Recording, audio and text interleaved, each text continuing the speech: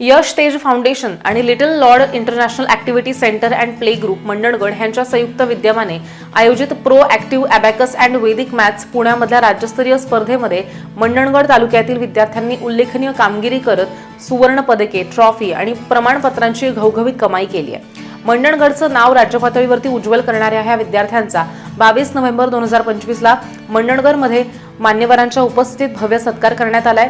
या स्पर्धेमध्ये चमकदार करत यश मिळवणारे अर्जुन बर्जे, अथर्व मोहिते, विधी आंबेकर, राजवर्धन वागचौरे, हर्षवर्धन वागचौरे, अनुष दुर्गवले, गणेश मोरे, कुशल सापटे, सायराज साळुंखे आणि अभिज्ञा जगताप, शुभ्रा नारकर, आरोही कोशिनकर, सार्थक दहीभाते, प्रीत भोईर, अर्णव सानप, श्रद्धा मोरे, काव्या कांबळे, श्रेयश टुले, पियुष चाफळकर आणि आयुष विकास या होतकरू विद्यार्थ्यांचा यथोचित सत्कार करण्यात आलाय.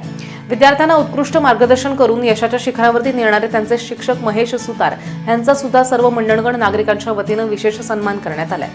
तर ह्या कार्यक्रमाच्या वेळी little Lords international activity centre and play ग्रुपच्या principal Vrushali Potnis, vice principal Jui Ghosalkar तसंच विद्यार्थ्यांची लाडक्या शिक्षिका शिल्पा आईनकै ह्या उपस्थित होत्या.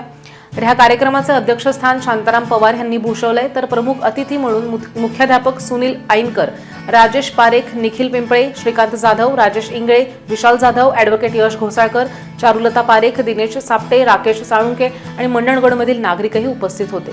तर मंडणगड तालुक्यातील विद्यार्थ्यांनी साधलेलं हे यश कौतुकास्पद आहे आणि तालुक्याचा गौरव वाढवणारं आहे.